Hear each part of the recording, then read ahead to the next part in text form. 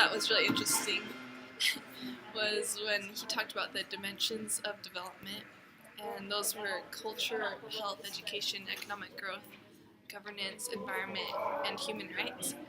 And I really liked how he talked about, he gave economic growth like 3 stars on the means of obtaining that, and I just think it's interesting how we can, when we have the means and we can grow economically, and that can help that country move out of poverty, I guess. Okay, so I'm gonna comment on how he talked about surviving. Some people survived in poverty, and that was when the boy was trying to learn the farming principles from the guy who had kind of figured it out for himself.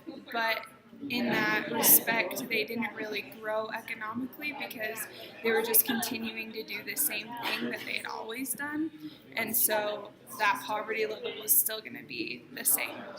And so he talked about how to get away from that poverty level was through different markets like education and health, kind of going along with what she said, that when we start putting those markets into societies, then they're able to get away from poverty because they're able to become more self-sufficient. So that's what I kind of got from it.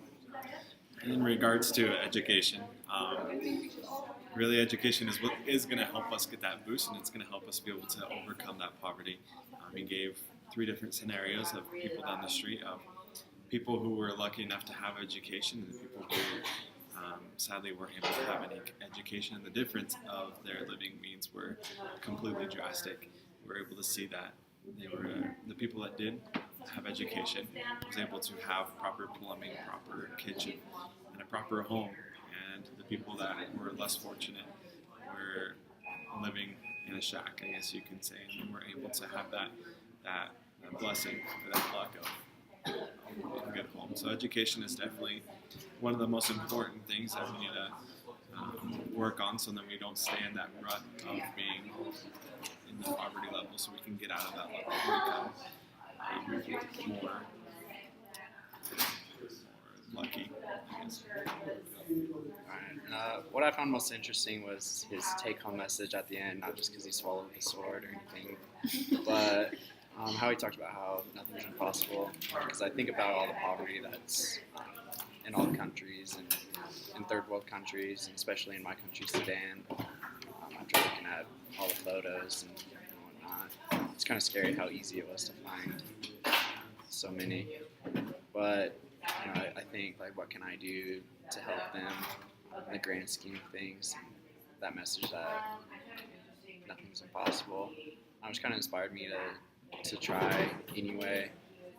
I'm reminded of the widow's mite, how she really didn't give that much, and compared to everyone else. But in the Lord's eyes, she gave everything she had. She tried and she did what she knew was right. And so, that's what I got from it. It's just to try harder to help those in need.